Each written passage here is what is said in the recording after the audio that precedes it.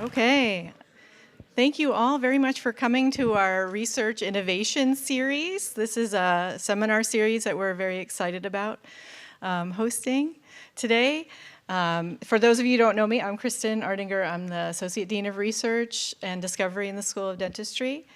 And so in the School of Dentistry, we have key pillars to our mission, which is innovative education, excellence in research, as well as teaching and clinical profession. So we're really excited to show you and highlight the research enterprise in the school today.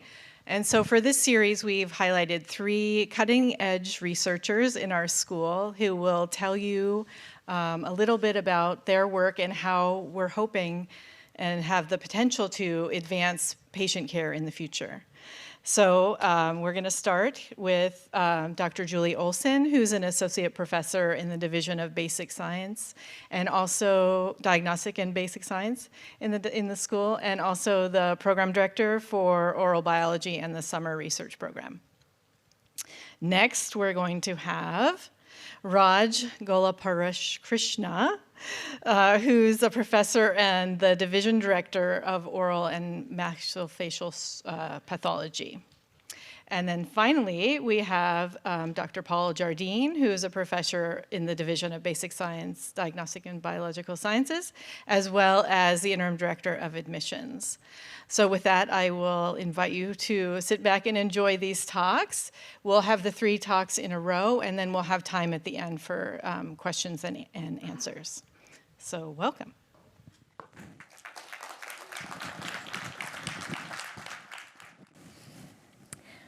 All right, so let's think about what happens when someone in our household is sick, right? So first of all, we put all of our effort towards the person who's sick, right? We want to make them better, we want to give them support.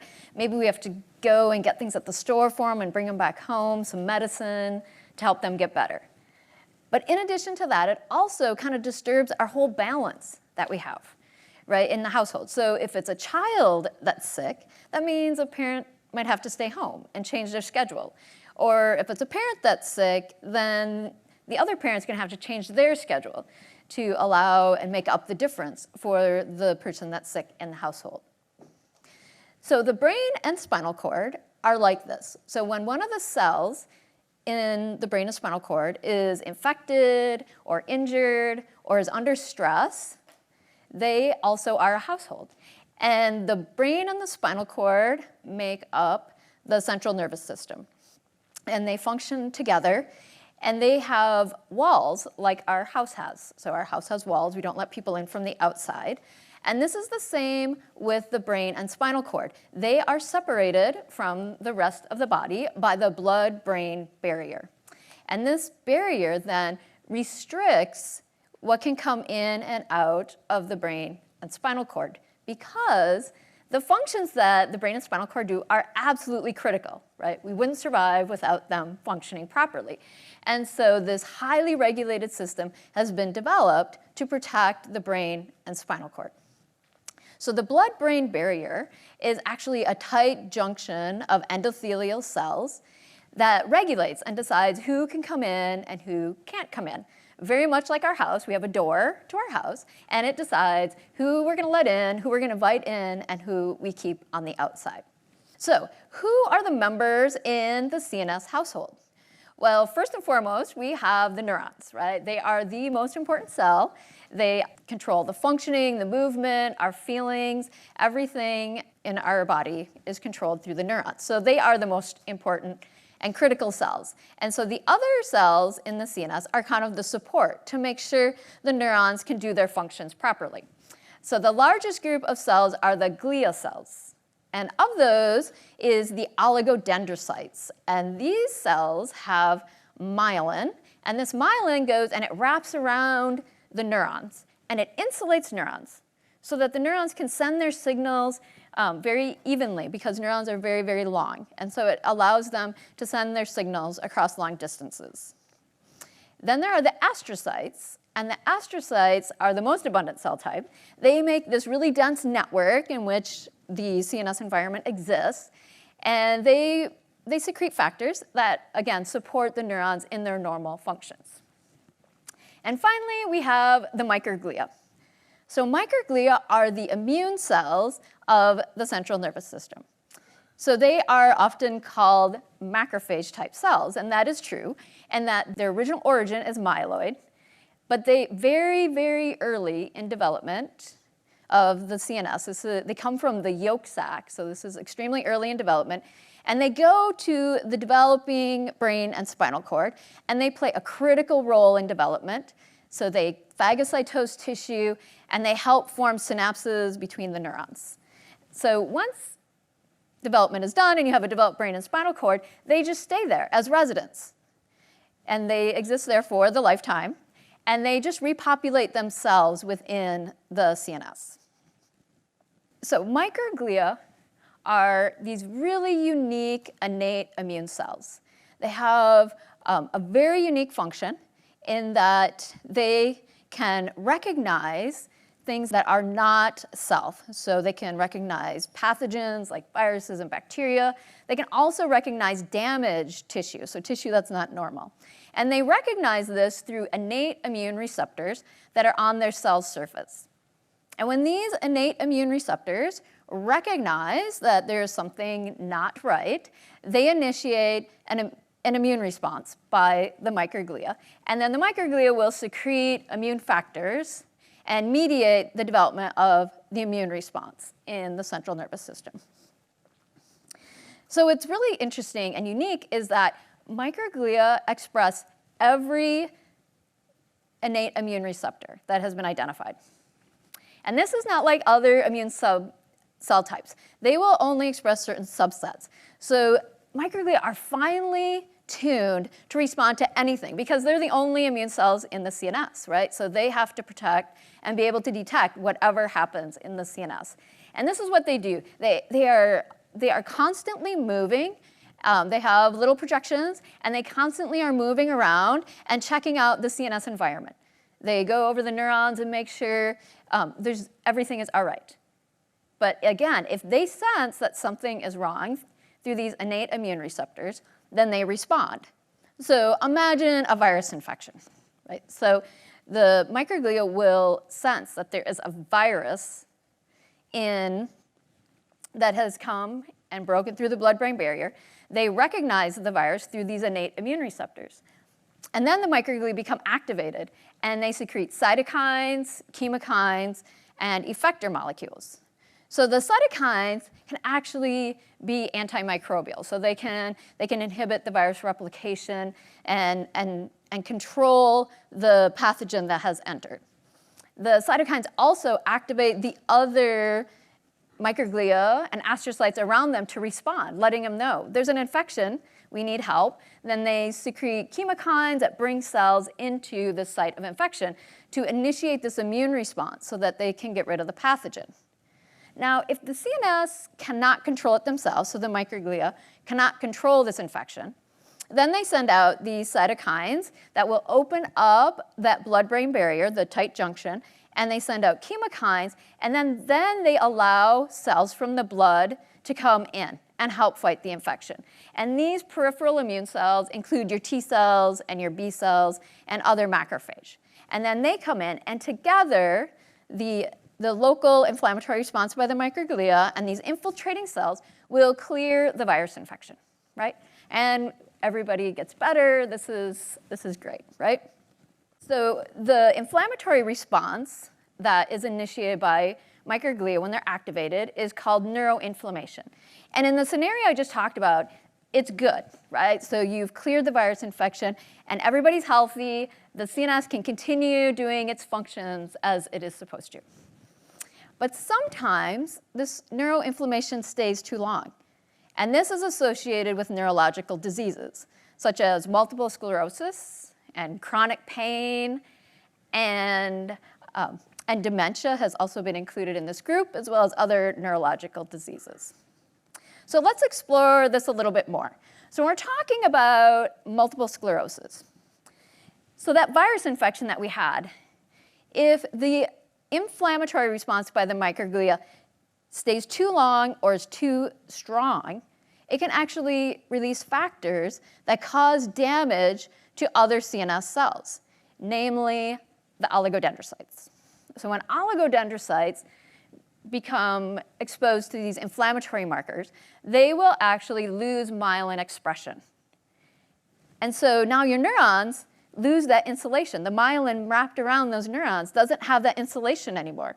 And so the signals can't transmit as well. And so that's when you start to have neurological problems, right? You start to have little tics and things like that. So once the neurons are demyelinated, though, then the neurons can become targets to these factors that are being secreted. And then you have damage to the neurons and even loss of neurons. And then you have complete loss of a function, right? So that's where you have loss of neurological function, and you develop paralysis. And so that's what happens in multiple sclerosis. So microglia play a critical role in this progressive neuroinflammation that occurs during progression of multiple sclerosis. So let's talk about another scenario. How about chronic pain? So pain is something that's normal. So something around your body, you either have an injury or you have a disease, and you feel pain. So in this diagram I'm showing you, there's something happens to your foot. You have an injury to your foot. But let's talk about something more relevant to us in the dental school, and we'll talk about temporal mandibular joint disease. So people with TMD will have pain, and it's mainly in the jaw or the muscles, the masseter muscles, and they have this pain. And the reason they have that is that there are nerve endings in the tissue, and those will recognize when there's injury or disease, they will recognize signals, and that's how you elicit pain. So from the nerve endings then, the signal goes to the trigeminal ganglia, which is in for the facial. In the diagram that's shown behind me, it's actually showing from the foot, it goes to your dorsal root ganglia. So basically it goes to the ganglia, and you're having this pain response, okay? So this is all normal. Now, if this pain response gets too strong or too long, the neurons from the ganglia actually terminate in the central nervous system. When we're talking about TMD and orofacial, we're talking about those neurons actually terminate in the trigeminal brainstem. And the microglia and the neurons, remember, they are close together. Okay, so these cells are like touching each other. And so microglia and neurons have a normal communication, right? So that in that normal state, microglia secrete growth factors and survival factors that help the neurons function. So that's normal state. But now, if those neurons are excited because of the pain that the signal that they received, they become excitatory. And then they release factors because they're under stress. And these factors can include ATP or neuropeptides. And the innate immune receptors that are on the microglia recognize these as stress signals, danger signals. And so they feel like they have to respond. So now the microglia become activated, and they start secreting factors, those immune factors. And the immune factors can then, in turn, bind to receptors on the neurons. And when they bind those factors that are being secreted by microglia, it actually enhances that excitatory state of the neurons. And now you have intense pain and continual pain. And it makes this feedback loop between the neurons and the microglia. They keep each other activated. Right? The neurons activate the microglia keep the neurons activated, and now you've created this big feedback loop between the two. And this is sometimes referred to as centralized pain. So when the pain goes into your central nervous system, and the pain that originated it out in the periphery, whether it was your foot or TMD, that might have subsided, whatever that initial injury or insult was. That could have subsided, but now you've created this loop that can't be turned off that's between the microglia and the neurons. So my research focuses on this interaction, right? So my research focuses on how can we work to control the inflammatory response by microglia in these different neurological diseases. So what we're trying to figure out is how do microglia become activated? How do they stay activated for so long? And most importantly, how can we turn them off? Right? So we do a lot of work. I work with some pharmaceutical chemists where we're developing new compounds that can reduce the inflammatory response by microglia. I also use microRNAs and naturally produced proteins that also can turn off that inflammatory response by microglia. So we're talking about multiple sclerosis. We really want to turn down the inflammatory response by microglia, and we also want to promote an anti-inflammatory response and repair mechanisms within the microglia. So that's what we're focusing on when we're working in multiple sclerosis. We want to convert those microglia from that inflammatory state into more of a reparative and controlling the general inflammatory response, which happens from infiltrating cells. Now, when we're talking about chronic pain, what we really want to do is we want to interrupt this pathway that I was just talking about between the neurons and the microglia. So opioids are very effective in treating pain, and they target the neurons. But unfortunately, there's side effects to those. So what we're trying to do is come in from the microglia. So can we turn off the microglia so that they don't contribute to that feedback loop? So if the neurons don't continue to get those activation signals, will they eventually calm down? And then the pain would subside. So that's what we're working on. And we really spent a lot of time working on the molecular mechanisms by which these pathways are activated. So we're looking at receptors, signaling pathways, and trying to identify specifically which proteins and molecules are involved in that so we can develop more targeted therapies. So we want to specifically turn off the bad parts of neuroinflammation, but keep the good parts of neuroinflammation. So neuroinflammation is good, as I described. It's very important to protect from infection. It's very important after injury to help repair the tissue. So neuroinflammation is very good, and it was designed, again, to protect the CNS, right? Protect our house, right? We want to protect. And it works really well in most cases. But sometimes it goes a little bad, right? So you have too much neuroinflammation, or it lasts too long, and then you can fall into those diseases like chronic pain and multiple sclerosis. And so just like our household, when someone is sick, we want to make them better. And when they get better, we should all return back to normal, right? The way we were. And that's what we're trying to do here. We just want to take the CNS and return it back to that normal state where it was so that everybody's healthy and everybody's happy. So, all right, thank you.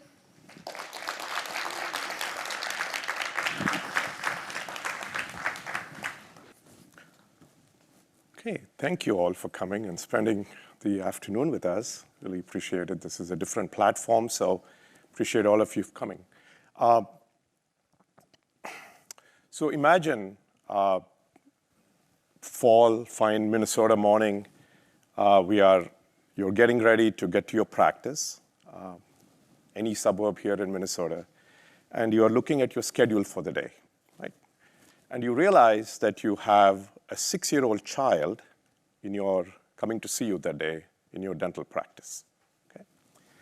And you're looking at the intake form, you are looking at the medical history form, and you realize that the patient is there to see you because they need to be evaluated for oral cancer, okay? Now, immediately your brain is working. It's like you take a double take on the history intake form. Why is a 6-year-old child here to see you? Right? I don't think if you go back, you are almost convinced that this child does not have any of the traditional risk factors that you would look for, that you have studied in oral pathology, right, back in dental school. But you have a very puzzled look. The child is there with a very concerned mother in the chair. So she knows, she sees the puzzled look in your face. She interjects immediately and says, our pediatrician wants us to come and see you because he was recently diagnosed with Fanconi anemia. And we want to make sure he does not have oral cancer. Now, your brain is working overtime. It's thinking, man, I don't know if I ever studied. I need to get back into the back room and open up an oral pathology book. did Dr. Raj ever talk about this in dental school? I don't know. You're trying to figure out what's going on. So in the next few minutes, right, what I'm going to do is talk about Fanconi anemia and oral cancer risk in these patients, and how as oral healthcare providers, we as dentists, dental hygienists, dental therapists, play a significant role in their lives. Okay?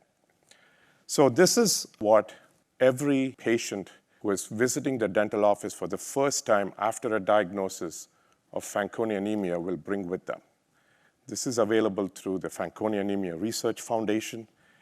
They are available for everybody to get educated, and they are asked to take this because of the same experience that they're going to have. They are not alone. This is what every single patient, when they go back to their dentist for the first time, will experience. This puzzled look on the dentist's face. Okay? So first, let's talk about Fanconi anemia. Fanconi anemia is, and I'm going to refer to that as FA moving forward, so I may go back and forth. So FA is a genetic disease, very rare genetic disease, where the patients have a defect in DNA repair. Okay? All the consequences because of how they can improperly repair their DNA. And the specific DNA damage that they cannot repair is called interstrand crosslinks. Okay? And because of that, they have very significant consequences, like bone marrow failure, birth defects, and high risk for cancer. Head and neck cancer specifically, and more specifically, oral cancer. FA patients have about a 700-fold increased risk for developing oral cancer. Okay?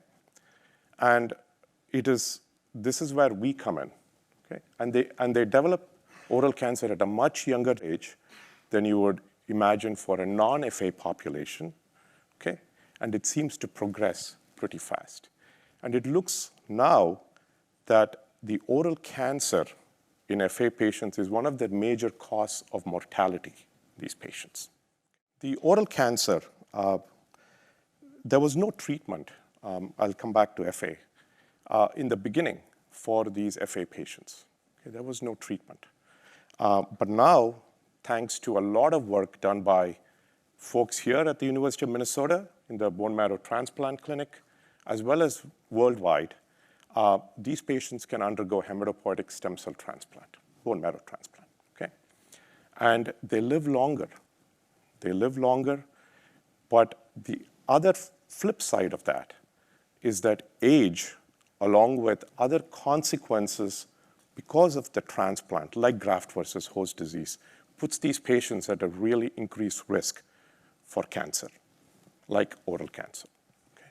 It seems to progress very quickly, and again, it's the younger population. So it is more of a cancer susceptibility disease now, is what we are understanding this to be. Okay. Treatment. The traditional treatments that we use for these patients, for a non-FA oral cancer patients, like chemotherapy and radiation therapy, cannot be used in these patients. The reason being, the chemotherapy, for example, kills the cancer cells by causing interstrand crosslink damage to their DNA. If you remember, these patients cannot repair their DNA. So not only the cancer cells, but even the normal cells. In the non-FA population, the normal cells can be repaired. But in these patients, they cannot repair their normal cells that are damaged by chemotherapy.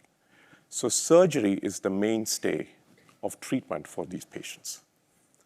So this is where we come in. The way that we can save their lives, is to catch these conditions at a very early stage, right?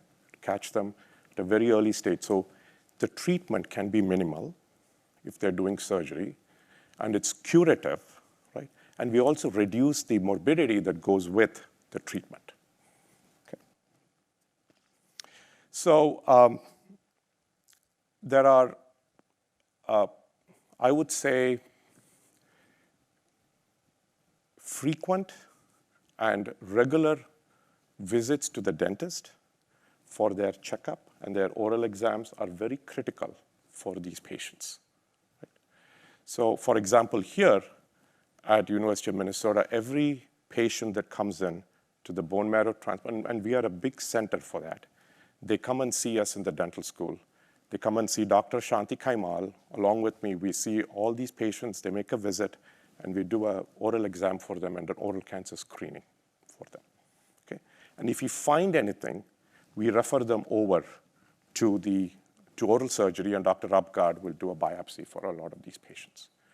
Now, the problem is some of these patients will need to have multiple biopsies because there could be multiple lesions. In FA patients, similar to the non-FA population, the progression goes through, in many cases, goes through a well-defined white and red lesion stage. So we want to make sure we catch them. The other thing that I would like to say is that we need to have a very low threshold for these patients. For a non-FA population, we may not do a biopsy on that lesion, but for an FA population, we want to make sure we get that biopsy. So sometimes these patients have to undergo multiple biopsies in the same visit, or we'll have to have frequent biopsies, which can get tedious and can get really impractical in some situations.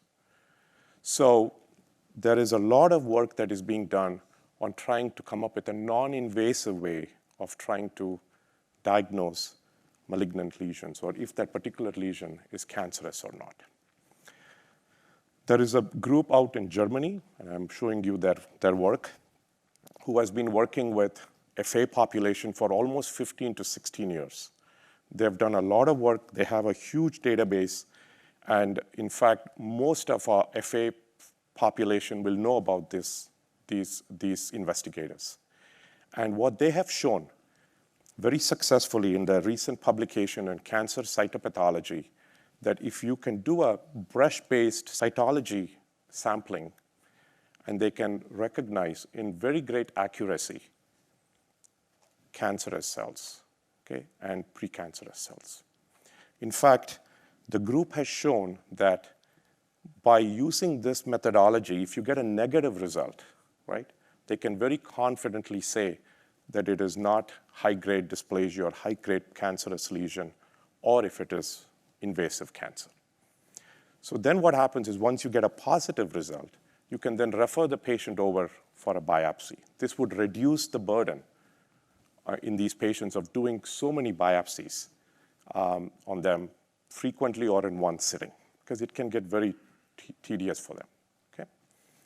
So now a lot more work, including us, we are doing a lot of work with several worldwide, trying to come up with other more efficient ways to non-invasively diagnose and help this patient population out. Another study that we have been doing, this is led by Dr. Rachel Upgard here in our dental school, and I was part of that, and Dr.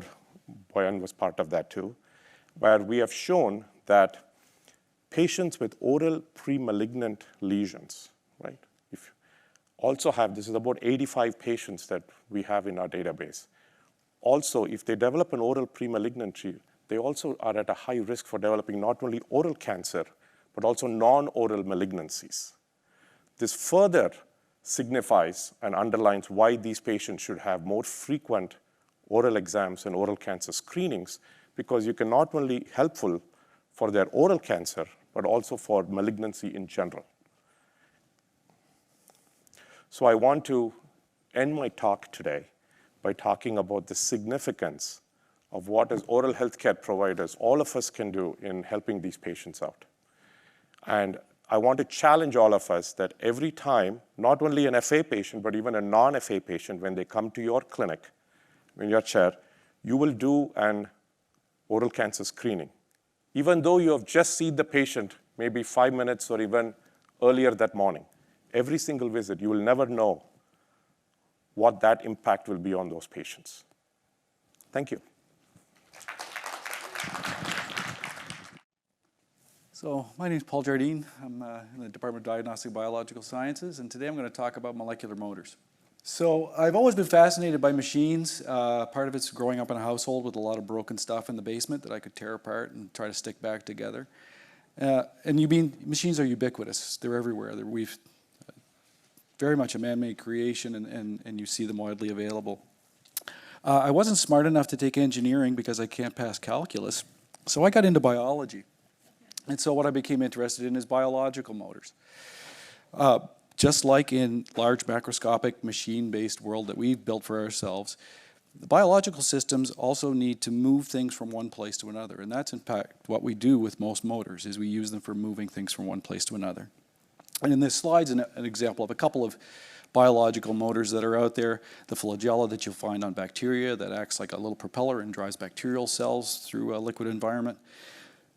Or this little walking creature, which is sort of emblematic of what you see in the actin-myosin complex, or the actin-based transport systems that we have within all cellular systems to move things around cells or to cause muscle contraction. The class of motors that I'm interested in share the same characteristics that all of these motors do, which is, first of all, you need an energy source. Movement, motion, kinetic motion requires some input of energy.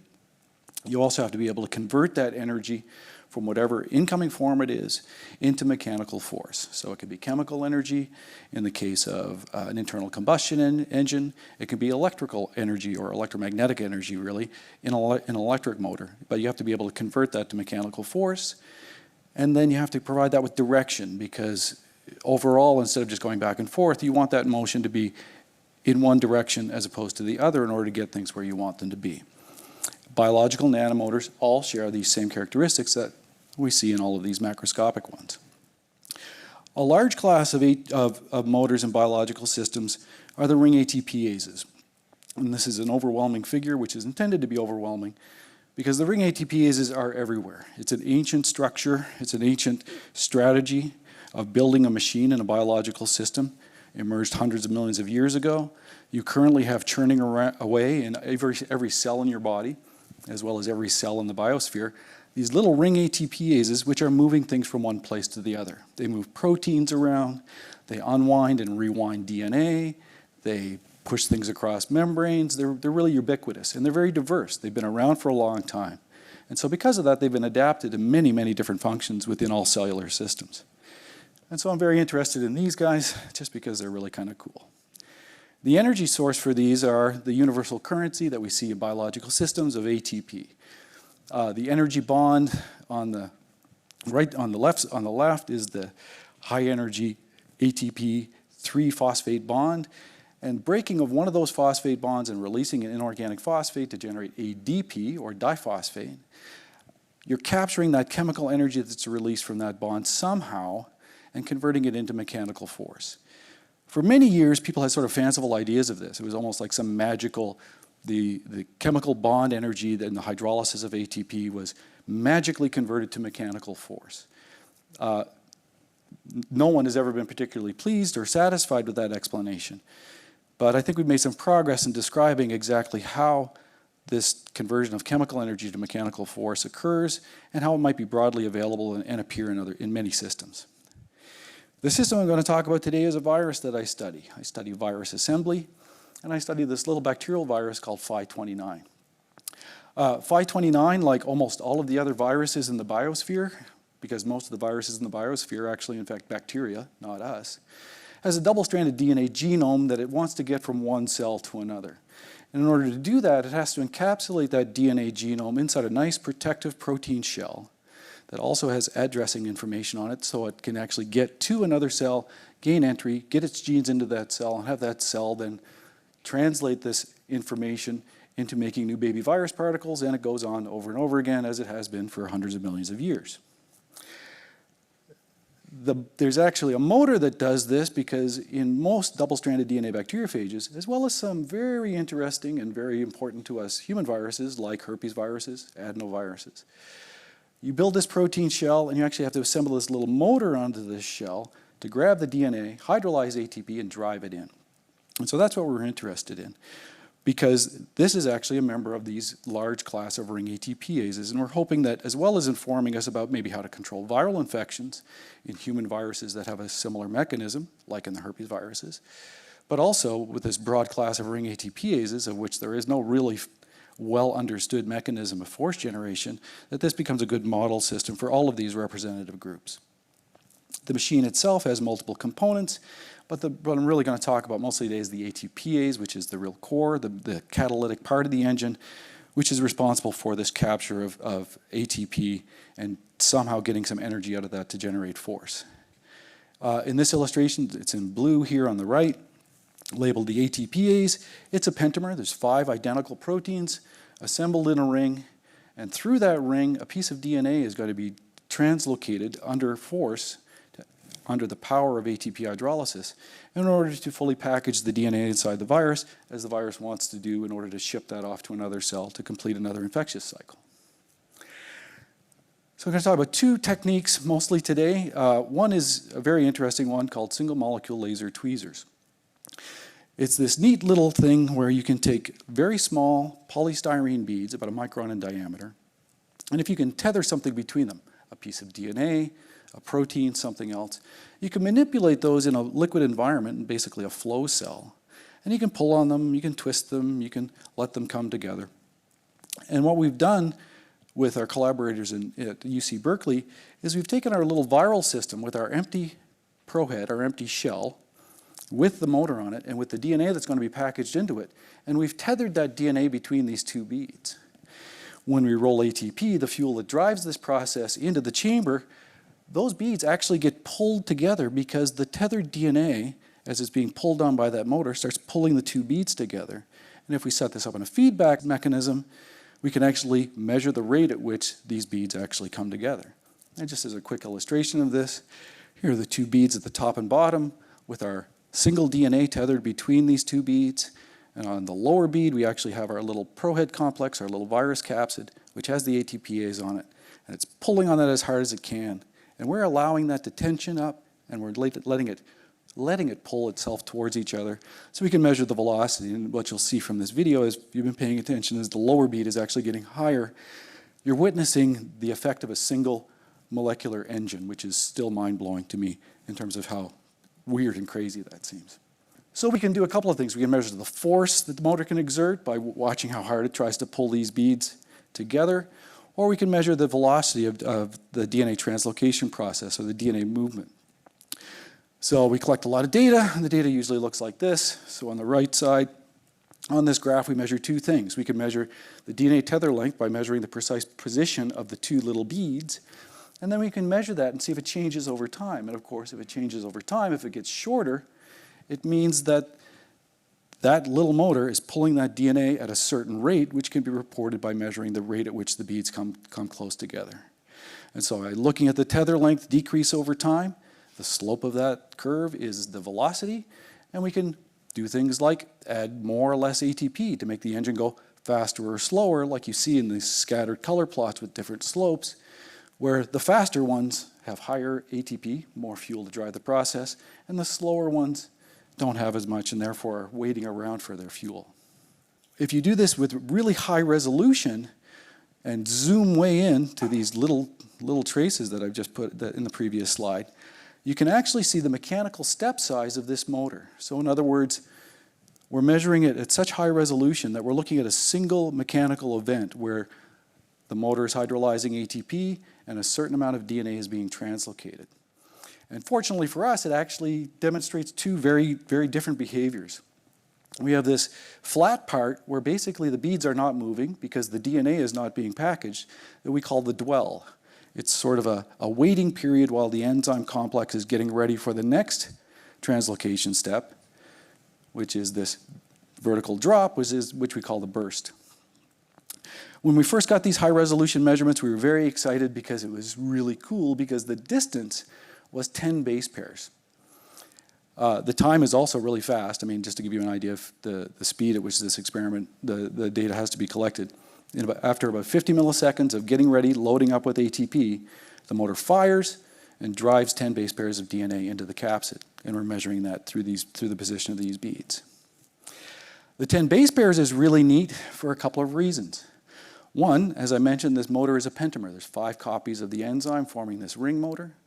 And we had known from biochemical experiments that we had done over the years that the motor consumed ATP, the fuel that drives the process, at a rate of about 1 ATP for 2 base pairs of DNA being translocated. That's really cool because if we have a pentameric ATPase with 5 copies, they each bind and hydrolyze ATP driving 2 base pairs, we get this 10 base pair burst that we see. Everything was fantastic. It's also really nice because if you think of the helical structure of DNA, it actually winds around 1 helical turn every 10 base pairs. So there's a certain periodicity or pitch to DNA, and it means that this motor, as it's moving this DNA along, can be sort of handing the DNA backbone, which forms this spiral helix, off to the next subunit, and they can grab the phosphate backbone, these highly charged outer molecules on the outside of the DNA. They can push it along, the next one can take a turn, and everything is beautiful and wonderful. Unfortunately, we kept doing experiments. And when we went to even higher resolution, instead of seeing this 10 base pair burst break down into what we expected, which was 5 2 base pair substeps, which would make our model beautiful and everybody would be happy, what we measured in fact was that these bursts were comprised of 4 2.5 base pair substeps. We were very depressed and angry about this because it basically was not as easy to explain. It wasn't as convenient, but science is never convenient. It's just always intriguing. So we started to struggle with this idea. How can this ring motor with 5 ATPases take 4 steps? Why would it only take 4 steps? Why wouldn't it take 5 steps? It didn't make sense. Things didn't seem right. And also, because you're going in 2.5 base pair steps, it's kind of the equivalent of climbing a ladder with half the rungs pulled out. Because the phosphate backbone is this nice regular rung in the ladder that the enzyme can walk along. But if it's going a half base pair, it's in between phosphates. It's basically like there's a rung in the ladder missing, and we were really puzzled as to how to explain this.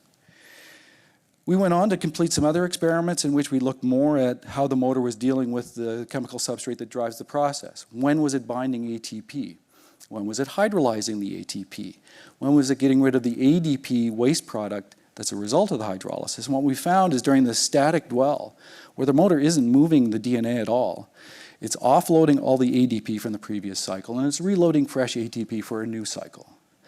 And then it gets to the end, and it goes through this really quick burst process where the ATPase subunits hydrolyze their ATP in sequence, in order, and translocate the DNA in 2.5 base pair substeps.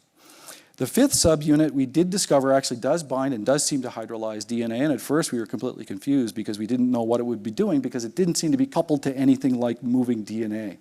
So we sort of assigned it a role as maybe playing a regulatory process. Very unsatisfying because it was very confusing. But you'll realize that what I've been talking about is talking about the results of the action of this motor without actually talking about what the motor looks like. It's like trying to figure out how a car operates without lifting the hood to look at the engine. So, of course, we want to look at structure.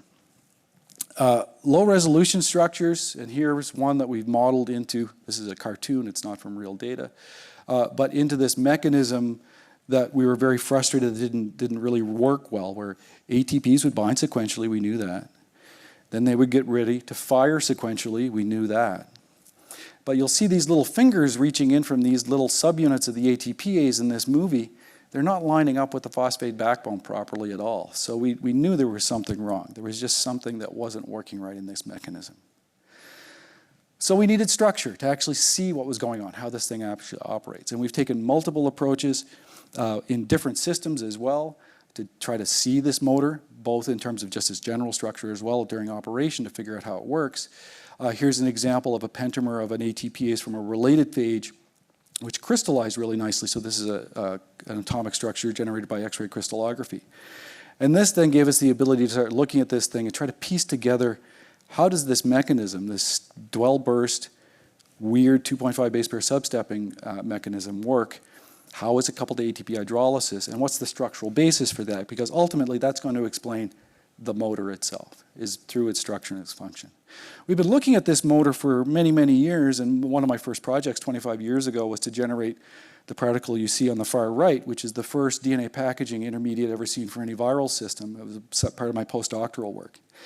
And back then, we were using this, what was then still a relatively novel technology called cryo-EM 3D reconstruction, where you use an electron microscope to collect thousands of images of something, and then you process and average those in order to see something that's too small to see in a single image, but you get a relatively detailed look at it at higher resolution when you start combining images.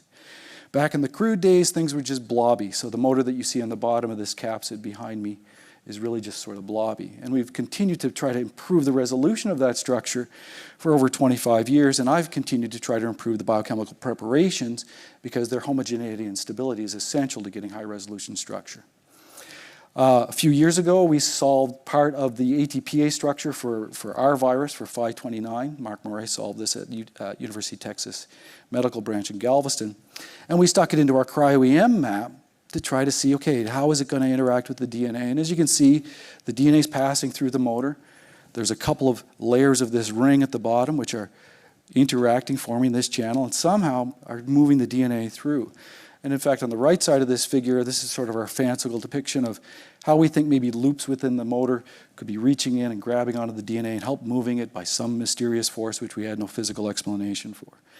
Still really quite unsatisfying because it really didn't make any real structural sense. It didn't actually show us how the motor was converting the chemical energy it was consuming to mechanical force to complete this process. Finally, a couple of years ago, as cryo-EM 3D reconstruction technology has improved, both with better microscopes, higher computational speed, and better data acquisition equipment, we've got to near atomic resolution on this motor. I've basically been making the same particle for 25 years and just waiting for the technology to get better and better and better so I could see more and more and more. So I'm kind of a one-trick pony, I guess. But the motor on the left is at atomic resolution. And these are particles that we've actually stalled at the end of packaging by locking the motor onto the DNA by giving it a version of ATP called gamma S ATP, which can't be hydrolyzed. It looks like ATP, binds like ATP, can't be hydrolyzed. And so we've stabilized it in this ATP-bound form, which, if you remember from that little stepping curve, is at the end of the dwell. You're loaded with ATP and you're ready to fire those ATPs to drive the burst. When we look really closely, you can see that this is messed up.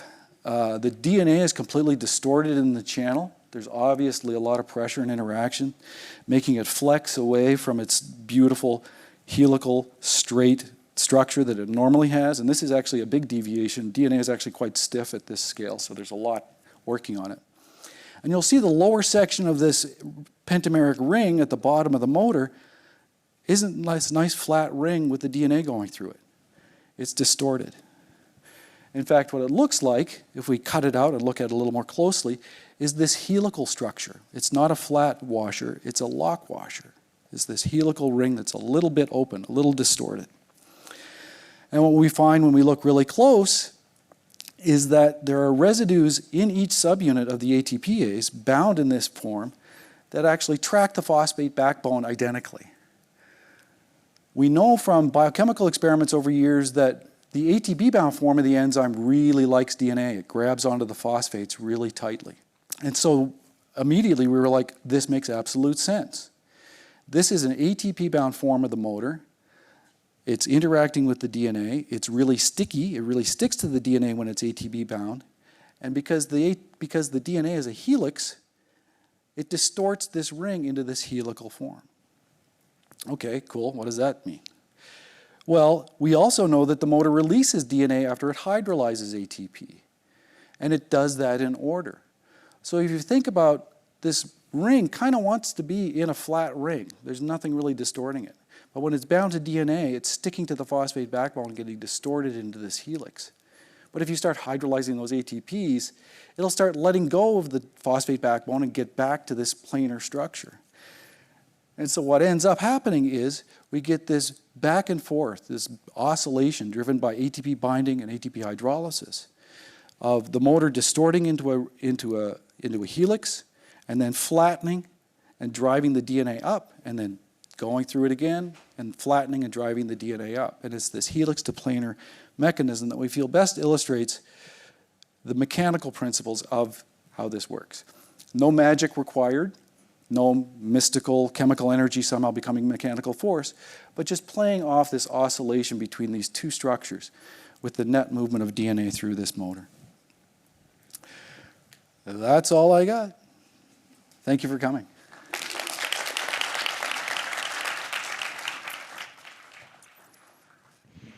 Okay, thank you all for that, all those great presentations. We have a little bit of time for some questions. If anybody has any, please raise your hand and wait for a microphone to come your way, and I will bring my speakers along with me. I'll ask one for Raj then. What is the hint that would, you get like a child or someone with anemia, what is the hint that would then say you need to test to see if it's this specific form of it? Yeah, there is a whole, they'll be sick. First of all, the parents will have some idea. So this is, most of these are autosomal recessive conditions. So they will be carriers, and there is some history in that would help us. But a lot of these kids will fall sick because of the so they develop aplastic anemia. Mm-hmm. They have complete failure of that because there is bone marrow failure. They get complete all kinds of, and then infections would be the main thing that would come up, and that's the kind of the hint that they would get. Hi, this question is for Raj as well. With regards to the brush biopsy, you mentioned that each patient that comes should be checked or tested for oral cancer. How long is the procedure for brush biopsy, and is it going to be strenuous on the patient? So I should admit that we don't do brush biopsies here, but I know that I have experience with that. We have learned, but you have to see a lesion still. It's not purely a screening tool, because with the screening tool, you want to make sure that we can do it for everybody who comes in, right? And we want to detect, but it is not. You have to actually see a lesion. And then, the reason why high-risk populations like FA patients are more suitable for a brush biopsy type method is for purely avoiding the multiple biopsies that they will have to go through. So there are various places, the German group, they send it to their own lab, and they're looking for dysplastic cells. They also use, for those cases that cytology is just not effective, they also do ploidy analysis, DNA ploidy work to support that. So I'm not quite sure the time frame of how long it would take, but it is quick. And then you have to still refer the patient over for a biopsy, because you still need to, that is still the gold standard. But what we are doing is we don't have to do biopsies for all patients. They're trying to come up with a way. And right now, that is the only one that is available that the Fanconi anemia population trusts and the community trusts. Hey, Paul, I've got two questions. I'm an engineer, not a biologist, so this may sound silly. You could do math. You said the DNA is being moved in 4 steps of 2.5 increments or whatever, right? Mm-hmm. Is it possible that it's 3-2-3-2 instead of 4 2.5? Excellent question. Kind of. Even with the single molecule data that we collect, of course, to analyze it, we have to bin and pool sets of data. So there's a bit of averaging of the data that occurs. The best way to describe it is we also see at very high filling that the mean burst size, so the overall step, goes from 10 to 9 and sometimes 8, and that the sub-steps become evenly divided by that number. So in fact, it is always 2.5, or it's always 2.25, or it's always 2 within a single burst. There are no subfractions. But you bring up an interesting point, because if we give this motor RNA, which is another double-stranded nucleic acid, helical nucleic acid, has a slightly different pitch. The motor will still take 2.5 base pair substeps. It'll take 3 of those. But then the last one, because the registry is slightly different, because the backbone of RNA is slightly different, is only 1.5 bases. So the actual step is inherent within the structure of the ATPase itself, independent of the substrate that's actually being moved. I don't know if that makes sense. Does that make sense? I guess so. So nature doesn't like integers. All right, the real engineering question. Yes. Okay, as you know, if you run the motors backwards, you can convert motion into energy. Yes, we really want to.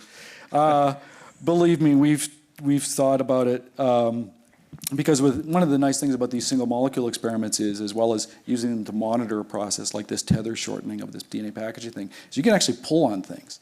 And in fact, our motor pulls so hard that if we don't let the beads come together gently on their own as the motor's tensioning, the motor will pull on the DNA so hard it'll actually start unwinding it. It actually destroys the DNA. It's pulling so hard on it. Yeah, so we've thought about if we pull on it really hard in the tweezers, maybe we'll get ATP generation. I would still really like to try the experiment. It's going to be really difficult because reversing what is now a much more dramatic mechanical process with this helix to planar transition, that's going to be much more difficult. The number of steps that you have to make work backwards is much more challenging, but I think it's still always a possibility. And eventually we might have cars that you go and you pull a cord and let it go, and it generates ATP and you drive to work. I don't know. Is that the clown car? What's a clown car? Okay, so a more biological question for you, PJ. Oh. So you said these motors are conserved. I know you're studying them in bacteriophage. So what are you thinking the application of this is? Is it kind of, as you were just saying, like an ATP generation, or is this something that is conserved in other organisms that, is used in processes that we want to better understand? For me, always the first reason I do an experiment or take on a project is because I'm curious. I want to know. That usually doesn't get you grants. No, there is application of this. Because of these ring ATPases in particular are so ubiquitous in all biological systems, they're involved in many different disease processes. So of course, it's interesting there. But specifically with the double-stranded DNA viral systems, these double-stranded DNA phages, they're the most abundant organism in the biosphere. There's gazillions of them out there. But they're also very closely related to things like herpes viruses, which there's the herpes simplex viruses 1 and 2. Most of us are carrying simplex 1. There are ones that are disease-related in the oral cavity. Epstein-Barr virus is a herpes virus, which is associated with a lot of oropharyngeal cancers. Because they're so closely related structurally and mechanically to these phages, and we know from collaborators or colleagues who are working in these disease model systems that they're starting to see, they're following the same path we've been on with a much simpler system, applying it to the much more complex clinical system. And I think it's not a guarantee, but it certainly provides the opportunity to target an essential process of viral replication with compounds that may be very specific and therefore non-toxic to other cellular function in order to treat some really quite nasty diseases. I'll mention one other double-stranded DNA virus, a herpes virus. Cytomegalovirus is a herpes virus. Everybody worried about Zika and birth defects? Cytomegalovirus causes birth defects in 1 in 900 live births in North America, which is a shocking frequency of disease. Being able to treat a pregnant mother with a chemotherapeutic that can block viral replication through one of these essential processes like DNA packaging is, of course, a dream of curative effect.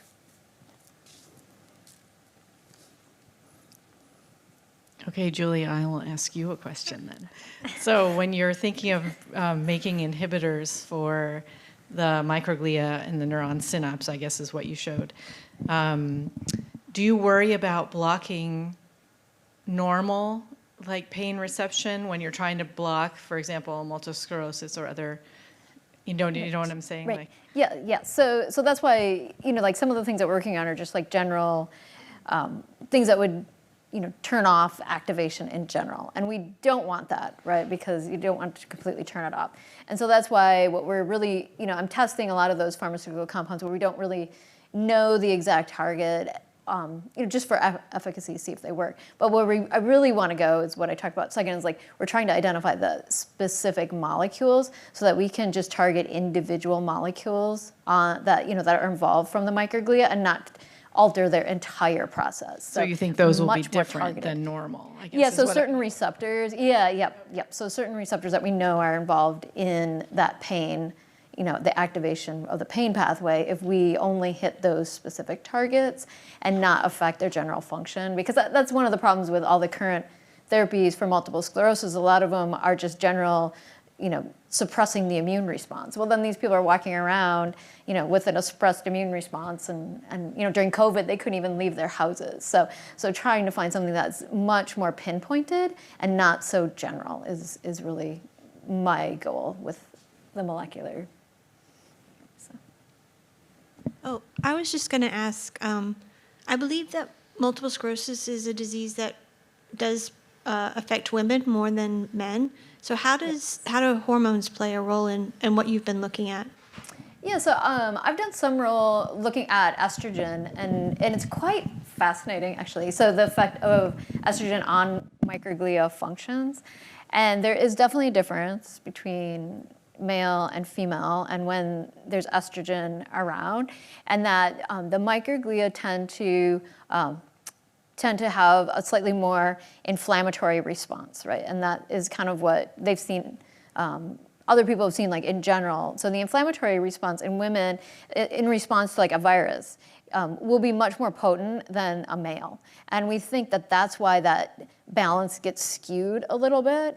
And I think it all goes back to like pregnancy and the balance that we have there with in controlling, immunosuppression. Then in the opposite, we turn on the inflammation too strong in a lot of these diseases, and that's where women are more susceptible to autoimmune diseases. But also when we're talking about TMD is much more common in women than in men.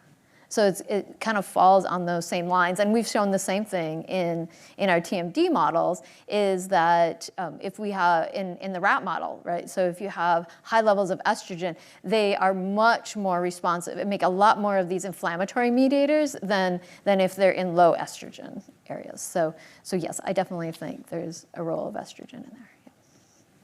Okay, without any, thank you all again to the speakers so much, and for all of your questions as well, and for coming today. And we hope you walk away thinking about some of the innovative research that's going on in the school, and hopefully in the future that will inform our patient care and treatment in the clinic. So thank you again.